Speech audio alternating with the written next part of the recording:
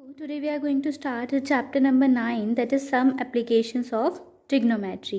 ठीक है, आपने चैप्टर नंबर 8 पहले पढ़ चुके हैं ट्रिग्नोमेट्री। तो उसमें हमने कुछ टेबल्स पढ़ी थी और कुछ फॉर्मूलाज पढ़े थे, उनका प्रैक्टिकल यूज़ हम पढ़ेंगे अब चैप्टर 9 में। तो जब भी आप कोई चैप्टर स्टार्ट करते हैं तो बिफोर इट आप क्या यहाँ पे क्या दिया होता है, इंट्रोडक्शन दिया होता है एनसीईआरटी में, तो वो ज़रूर रीड कीजिए। ठीक है, so in this chapter you will be studying about some ways in which trigonometry is used in the life around you। यानी कि इस चैप्टर में हम क्या पढ़ेंगे कि आपकी डेली लाइफ में किस तरह से ट्रिग्नोमेट्री का यूज़ होता है। लाइक कहाँ कहाँ पे यूज़ होता है कि जब जो एस्ट्रोनॉमर्स होते हैं ना, ठीक है, वो क्या करते हैं to calculate distance from earth to the planet, यानी अर्थ से प्लैनेट्स और स्टार्स इन सब की डिस्टेंस को मेज़र करने के लिए हम किसका यूज़ करते हैं, ट्रिग्नोमेट्री का यूज़ करते हैं। ओके, और कहाँ पे यूज़ होती है ट्रिग्नोमेट्री? ज्योग्राफी में यूज़ होती है, इन नेविगेशन। ठीक है, ज्योग्राफी में भी यूज़ होती है, नेविगेशन में भी यूज़ होती है, बहुत सारी जगह पे यूज़ होती है जहाँ पे आपको क्या करना हो, किन्हीं दो चीज़ों के बीच में डिस्टेंस मेज़र करना हो या किसी की ऑब्जेक्ट की हाइट मेज़र करनी हो। ठीक है, तो यूज़ किस तरह से करेंगे आइए देखते हैं, आगे चैप्टर में पढ़ेंगे हम हाइट एंड डिस्टेंसेस। देखिए हाइट एंड डिस्टेंसेस जो है वो आपके किस तरह से रिलेटेड होते हैं ये देखेंगे हम आगे चैप्टर में। ओके, सो सपोज कीजिए कि यहाँ पे एक बिल्डिंग है, तो हम एक लाइन से ही बिल्डिंग को डिनोट कर देते हैं। ये हमारी बिल्डिंग हो गई, कोई भी इसकी हाइट है AB। ठीक है, और यहाँ पे कोई पर्सन खड़ा हुआ है, इस बिल्डिंग के टॉप पे कोई पर्सन है जो यहाँ पे खड़ा हुआ है, और इसके जस्ट सामने एक टावर है, उस टावर की हाइट है DC, यानी कि CD या DC। ठीक है, ये इसकी हाइट हो गई। तो अब क्या हो रहा है कि यहाँ पे जो पर्सन है, इस बिल्डिंग के ऊपर जो पर्सन है वो क्या कर रहा है कि एक बार तो इस टावर को देख के टॉप को देखता है वो, यानी कि यहाँ से यहाँ तक इसको देखता है वो। ठीक है, और दूसरी बार क्या करता है, उस टावर के ग्राउंड फ्लोर से जो पॉइंट टच हो रहा है उसको देख रहा है। ठीक है, इस तरह से हुआ। क्वेश्चंस किस तरह से आएगा कि आपको बता देंगे, ठीक है, कि ये जो बिल्डिंग है इसकी हाइट है कुछ H1 और ये जो टावर है इसकी हाइट है कुछ H2। तो आपसे कहा जाएगा कि find the distance between the eye of the observer and the top of the tower and also between the eye of observer and the bottom of the tower. तो आपको ये जो डिस्टेंस है AD और ये AC इसको major करना होगा। अब आप कैसे मेजर करेंगे देखिए, सबसे पहले आपको क्या गिवन होगा, कुछ एंगल गिवन होगा। आपके पास दो टर्म्स आएंगी। देखिए एक तो आएगी आपकी एंगल ऑफ एलिवेशन, ठीक है, एक टर्म आएगी एंगल ऑफ एलिवेशन, और एक आपके पास आएगा एंगल ऑफ डिप्रेशन। ठीक है, अब आपको कैसे पता चलेगा कि एंगल ऑफ एलिवेशन कौन सा है और एंगल ऑफ डिप्रेशन कौन सा है? देखिए सबसे पहले इन एंगल्स को समझने के लिए आपको ये फाइंड करना होगा कि एंगल्स कहाँ से मेजर होंगे। एंगल मेजर होंगे आपके ऑब्जर्वर की आई से। ऑब्जर्वर आपका यहाँ पे है, तो सबसे पहले हम क्या करेंगे, इन एंगल्स को समझने के लिए ऑब्जर्वर की आई से एक हॉरिजॉन्टल लाइन ड्रॉ करेंगे। ये हमने लाइन ड्रॉ कर ली हॉरिजॉन्टल। ठीक है, अब जो आई है हमारी इससे ऊपर, यानी कि इस हॉरिजॉन्टल से ऊपर का जो ये एंगल होता है ये वाला, ये होता है आपका एंगल ऑफ एलिवेशन। और आई से हॉरिजॉन्टल के नीचे वाला, ये जो हॉरिजॉन्टल लाइन है आपकी, इससे नीचे वाला जो एंगल होगा ये होता है हमारा एंगल ऑफ डिप्रेशन। ठीक है, डिफरेंस समझ में आ गया आपका। जहाँ पे आपके ऑब्जर्वर की आई है वहाँ पे एक हम हॉरिजॉन्टल लाइन ड्रॉ करेंगे, उससे ऊपर का जो एंगल होगा, यानी इस हॉरिजॉन्टल से ऊपर की साइड जो एंगल बन रहा है वो हमारा एंगल ऑफ एलिवेशन है, और इससे डाउन साइड में जो बन रहा है एंगल वो है एंगल ऑफ डिप्रेशन। ठीक है, ये दोनों डिफरेंस आपको समझ में आ गया। आई थिंक ये पॉइंट अच्छे से समझ लीजिएगा, क्योंकि आपको आगे जाके ये नहीं बताया जाएगा कि एंगल आपको किस तरह से, बस ये बताया जाएगा कि एंगल ऑफ एलिवेशन है, एंगल ऑफ डिप्रेशन है। वो आपको खुद समझना है कि आप यहाँ पे एंगल बनाएंगे कि यहाँ बनाएंगे। ओके, फिर उसके बाद ये जो आपको लाइन दिख रही है AC, यानी कि ऑब्जेक्ट सब्जेक्ट से ऑब्जेक्ट के बीच की जो डिस्टेंस है, इसे हम बोलते हैं लाइन ऑफ साइट। ठीक है, सिमिलरली आपका डिप्रेशन एंगल जो बनाएगा इसे भी हम लाइन ऑफ साइट ही कहेंगे। ये सेम है, इसमें कोई डिफरेंस नहीं है, दोनों कंडीशन में लाइन ऑफ साइट है, यानी कि देखने की आपकी लाइन जहाँ से आप देख रहे हो। ठीक है, इसमें कोई कंफ्यूजन नहीं होगा। अब इसी का यूज़ करके हम क्या करते हैं, बिल्डिंग्स की हाइट फाइंड करते हैं एंड डिस्टेंस फाइंड करते हैं। तो ये आपके बुक में भी गिवन है, यहाँ से आप देख सकते हैं। ठीक है, the line of sight is the line drawn from the eye of an observer to the point in the object viewed by the observer.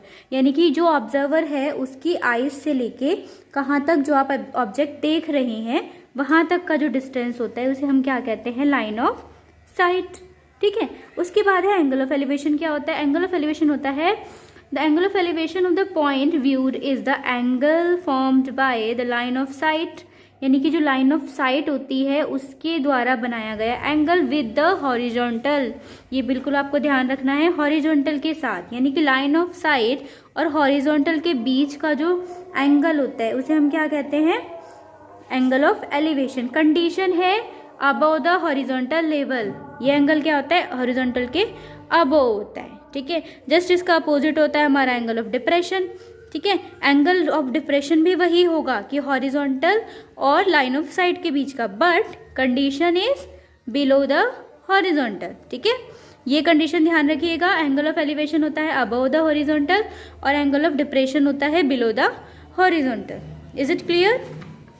ठीक है, now coming to your exercise. अब हम इसके कुछ एक्सरसाइज के क्वेश्चंस देख लेते हैं।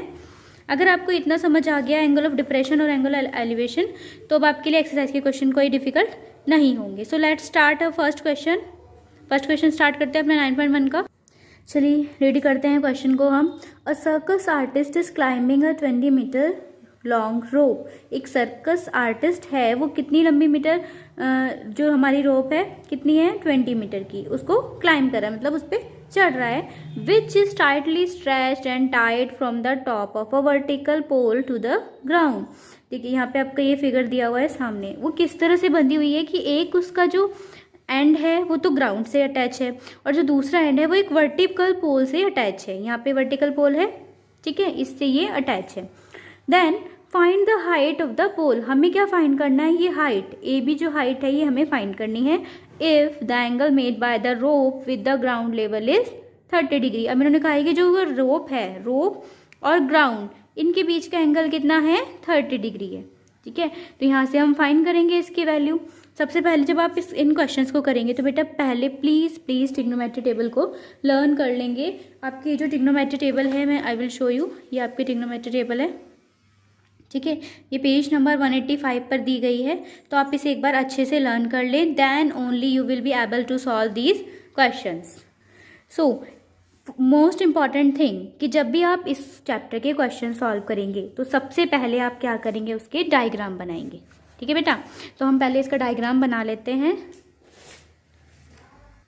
इन्होंने क्या कहा है कि ठीक है, एक वर्टिकल पोल था, ये हमारे पास एक वर्टिकल पोल खड़ा है। ठीक है, इसकी हाइट हमें नहीं पता, ये हमें गिवन है ए बी, और इससे एक 20 मीटर लॉन्ग रोप अटैच्ड है इस तरह से, जो ग्राउंड पे है at point C. Okay, then हम इसे जॉइन, इनके बीच का हॉरिजॉन्टल, ये यहाँ पे बन गया है हॉरिजॉन्टल ग्राउंड। ठीक है, और ये एंगल हमें दिया है, ये है 30 डिग्री, और जो ये रोप है 8C, ये कितनी थी, 20 मीटर। ठीक है, तो अब क्या करेंगे, आप देखिए 10th में इस बार टर्म 2 में सब्जेक्टिव आ गया है, तो प्लीज़ एक बार इसकी लैंग्वेज भी ध्यान से करेंगे। सबसे पहले आप लिखोगे गिवन। गिवन क्या है हमारे पास, AC लेंथ ऑफ रोप। ठीक है, लेंथ ऑफ रोप क्या है आपके पास, AC कितनी दी है आपको, 20 मीटर। ठीक है, ये गिवन है आपको। और क्या गिवन है, angle between rope and ground. ठीक है, angle between rope and ground कितना है, ये 30 डिग्री। ओके, तो आपको दिख रहा है यहाँ पे एक राइट एंगल ट्रायंगल बन रहा है। यहाँ पे देखिए, ये वर्टिकल पोल है और ये हॉरिजॉन्टल ग्राउंड है, तो वर्टिकल पोल और हॉरिजॉन्टल ग्राउंड है, तो यहाँ पे कितने डिग्री का एंगल बनेगा, 90 डिग्री का। Is it clear? ठीक है, तो ये राइट एंगल ट्रायंगल मिल गया। इट मीन्स हम यहाँ पे क्या यूज़ कर सकते हैं, ट्रिग्नोमेट्री का यूज़ कर सकते हैं। ठीक है, सबसे पहले आप ट्रिग्नोमेट्री को यूज़ करने से पहले ये चेक करेंगे कि कहाँ पे राइट एंगल ट्रायंगल बन रहा है। तो यहाँ पे हमारा थीटा क्या रहेगा, 30 डिग्री रहेगा। तो देखिए फाइंड क्या करना है, हमें ए बी फाइंड करना है। तो अगर हम अपना ट्रिग्नोमेट्री याद करें तो क्या था, यही था। इसको किस तरह से याद करते हैं, पंडित बद्री प्रसाद हर हर भोले, है ना। ट्रिक याद है अच्छे से, ट्रिग्नोमेट्री टेबल वो हमने याद की थी, ठीक है। तो देखिए हमें क्या फाइंड करना है, अगर ये एक राइट एंगल ट्रायंगल है तो ये हमारी हाइपोटेनस हो गई, ये एंगल है तो इट मीन्स इसके अपोजिट वाला ये हमारा परपेंडिकुलर हो गया, और ये हो गई हमारी बेस, ठीक है। ये हाइपोटेनस, परपेंडिकुलर और बेस, हमारे पास हाइपोटेनस गिवन है, परपेंडिकुलर फाइंड करना है, तो P और H का रिलेशन देखना है हमें कहाँ पे है। ये रहा आपके पास P और H का रिलेशन, ठीक है। P और H का रिलेशन मिल गया, और ये क्या होता है हमें पता है, साइन थीटा। तो इट मीन्स कि हम किसका यूज़ करने वाले हैं, आप यहाँ पे साइन थीटा का यूज़ करेंगे। अभी हमने यहाँ पे गिवन लिख दिया था, गिवन के बाद क्या लिखते हैं, टू फाइंड, यानी कि हमें फाइंड क्या करना है। तो यहाँ पे लिख दिया हमने टू फाइंड, फाइंड क्या करना है हमें, A B that is height of pole, ये आपको फाइंड करनी है, हाइट ऑफ पोल फाइंड करनी है। तो उसके लिए क्या हम करेंगे, यूजिंग ट्रिग्नोमेट्री, ट्रिग्नोमेट्री का अब हम यूज़ करेंगे यहाँ पे। We know sine theta is equals to क्या होता है आपके पास, P अपॉन H, और थीटा यहाँ पे कितना गिवन है, थीटा हमें गिवन है 30, तो यहाँ पे हम क्या लिख देंगे, sine 30 is equals to P क्या है आपके पास, AB, और H कितना है आपके पास, AC, ठीक है। तो AB हमारे पास गिवन नहीं है, बट हमारे पास AC है कितना, 20 मीटर। और साइन 30 की वैल्यू कितनी होती है बेटा, साइन 30 की वैल्यू होती है 1/2, तो इसकी जगह पे हम यहाँ पे लिख देंगे 1/2 is equals to AB upon 20 metre. Is it clear. अब देखिए 20 जो है यहाँ पे किस में है, AB के साथ डिवाइड में है, हमें AB फाइंड करना है, तो यहाँ से क्या हो जाएगा, ये डिवाइड में है, इधर जाके मल्टीप्लाई में, तो यहाँ मल्टीप्लाई होगा 20 × 1 कितना आ जाएगा, 20 मीटर, और अपॉन में है 2 is equals to AB, okay. हाँ, तो AB आ गया आपके पास, AB is equals to 20 metre by 2, तो वापस से 2 से डिवाइड करेंगे, 2 1 ज़ा 2 एंड 2 10 ज़ा 20, तो AB की वैल्यू कितनी आ गई है, AB हमारा लिखा हुआ है 10 मीटर, तो ये आपके पास आ गई AB की वैल्यू, ठीक है। ये आपने वैल्यू तो फाइंड कर दी है, लेकिन आप सब्जेक्टिव पेपर है तो इसको हमें मेंशन भी करना है। हैंस, आप इसे मेंशन करेंगे, hence the height of the vertical pole is 10 metre, ठीक है। ये आपने यहाँ पे मेंशन कर दिया कि height of the pole is कितनी है, 10 मीटर है। तो बेटा इसी तरह से हमारे क्वेश्चन होंगे। नेक्स्ट क्वेश्चन करेंगे अभी, क्वेश्चन नंबर 2 जो हमारा होगा किस तरह से होगा मैं आपको समझा देती हूँ, या आप होमवर्क में करेंगे फिर, ठीक है। पहले इसका डायग्राम बनाना पड़ेगा क्योंकि इसमें हमें डायग्राम नहीं गिवन है। तो क्वेश्चन नंबर 2 देखते हैं किस तरह से करना है आपको। ये हमारा क्वेश्चन नंबर 2 हम बना लेंगे। देखिए क्या गिवन है, a tree breaks due to storm and the broken part bend so that the top of the tree touches the ground making an angle 30 degree with it, ठीक है। यानी कि एक ट्री था, तो अभी हम यहाँ पे ट्री तो बनाएंगे नहीं क्योंकि हम मैथ्स पढ़ रहे हैं, तो हम क्या बना देते हैं, suppose it is the tree, ये हमारा ट्री था कोई, ये AB, ठीक है। अब क्या हुआ, ड्यू टू स्टॉर्म ये एक कहीं बीच पार्ट से टूट गया, ये मिडल पार्ट नहीं है इसका, ठीक है। अभी हमें देखा नहीं है ना, हमने ये क्या पढ़ा है अभी, and the tree breaks due to storm. अभी इन्होंने ये तो नहीं कहा कि वो इक्वल पार्ट्स में ब्रेक हुआ है बस, लेकिन ये ब्रेक हो गया, और इस ब्रेक होने की वजह से क्या हुआ, ये इसका टॉप पार्ट था, ये कहाँ चला गया, ग्राउंड पे टच हो गया। तो ये कुछ इस तरह से बन गया होगा, यहाँ पे टच हो गया ये ग्राउंड पे, ठीक है।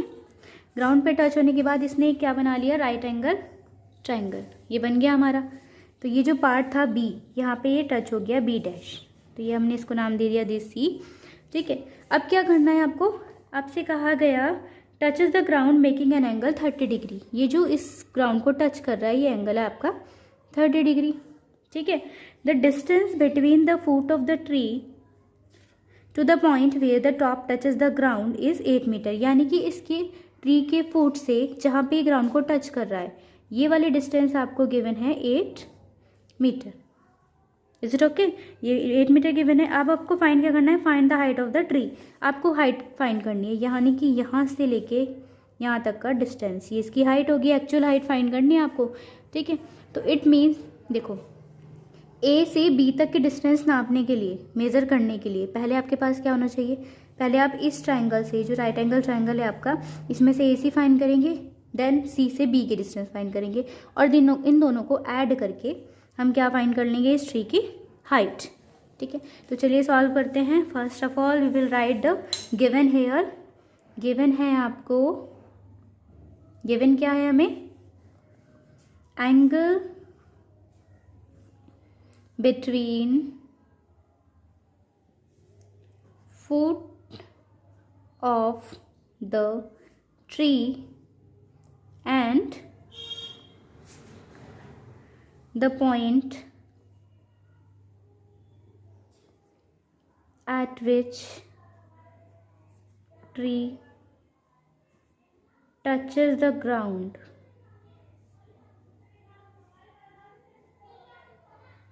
ठीक है, आपको फुट ऑफ द ट्री और वो वाला पॉइंट जहाँ पे जो ट्री का टॉप है वो टच कर रहा है ग्राउंड को, कितना है?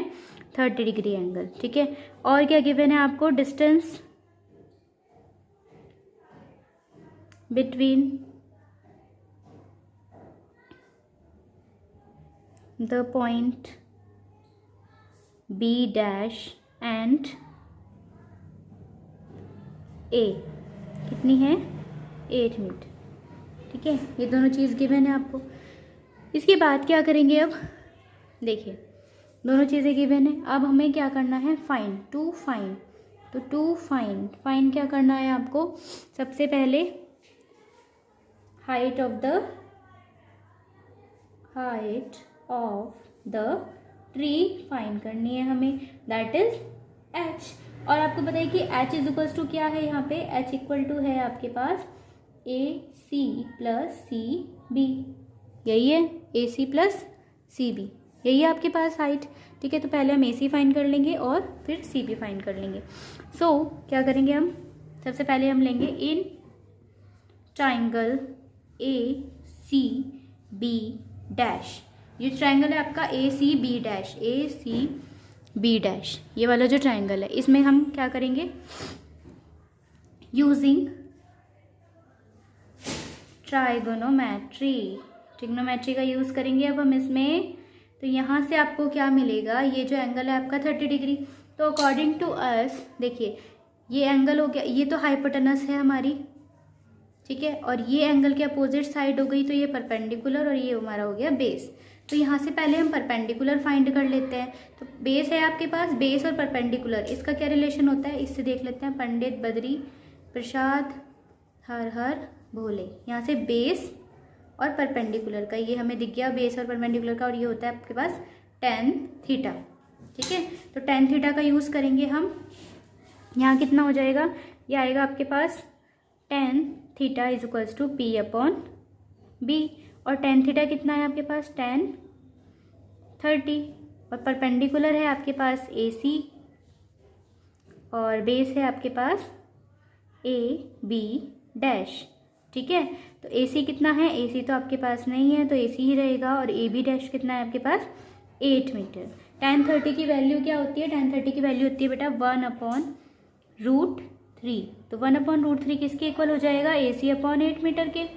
यहाँ पे ए सी वैल्यू फाइंड करनी है, तो 8 मीटर यहाँ पे डिवाइड में है, इसको कहाँ लेके जाएंगे हम?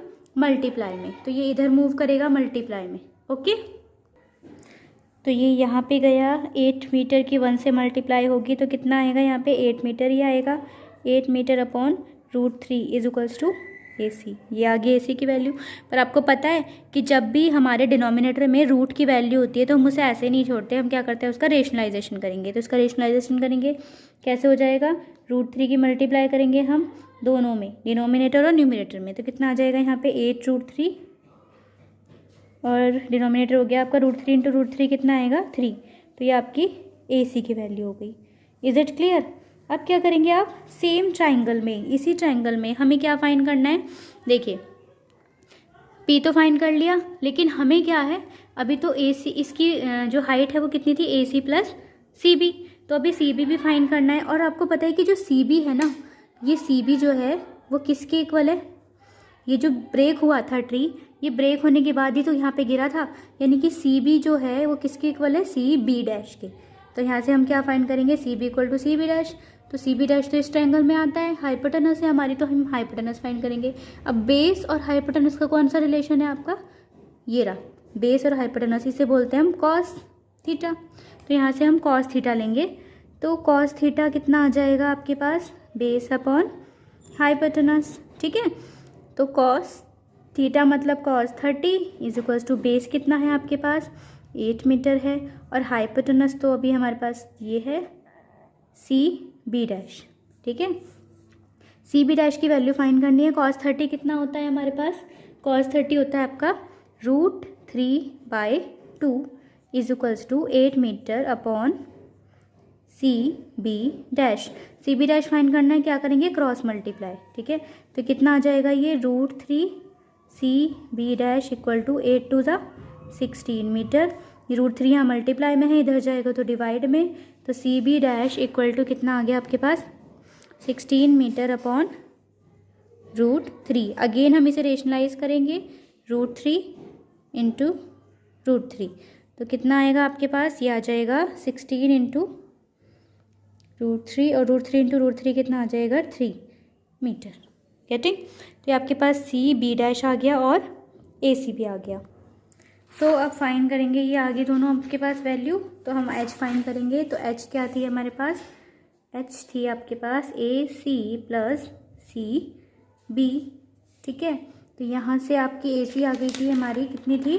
8√3 अपॉन 3 मीटर, और सी बी यानी कि सी यहाँ पे जब हम लिख देंगे C B is equals to C B dash, ये दोनों इक्वल हैं, तो हम सी बी की जगह पे सी बी डैश की वैल्यू लिख देंगे, that is 16√3 upon 3 metre. Okay, अब आप इन दोनों का ऐड कर दीजिए, कितना आ जाएगा? देखिए डिनोमिनेटर सेम है तो कॉमन आ जाएगा। ठीक है, ये ऊपर आ गया 8√3 मीटर प्लस 16√3 मीटर। ठीक है, तो क्या करेंगे? √3 कॉमन आ जाएगा, ये 8√3 है, ये 16√3 है, तो कितना हो जाएगा? 8 + 16 24√3 upon 3 metre. Is it clear? 8√3 और 16√3 ऐड हो जाएंगे क्योंकि सेम है, √3 है इनके पास, तो ऐड हो जाएंगे आराम से, कोई प्रॉब्लम नहीं है। देन 3 × 1 = 3, 3 × 8 = 24। क्लियर?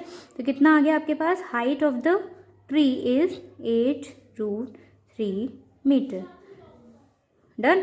तो ये एच आ गई आपके पास। अब क्या लिख देंगे? हैंस, मेंशन भी करना है बिकॉज सब्जेक्टिव पेपर है, ध्यान रखिएगा। Hence height of the tree was कितनी थी? 8√3 metre. Is it clear? I hope ये क्वेश्चंस आपको समझ में आ गए होंगे। ठीक है, तो अभी आप क्वेश्चंस कीजिएगा, क्वेश्चन नंबर 3 कीजिएगा अपने आप, ये ट्राई करके देखिएगा, और क्वेश्चन नंबर 4 भी। फिर उसके बाद हम कंटिन्यू करेंगे नेक्स्ट वीडियो में।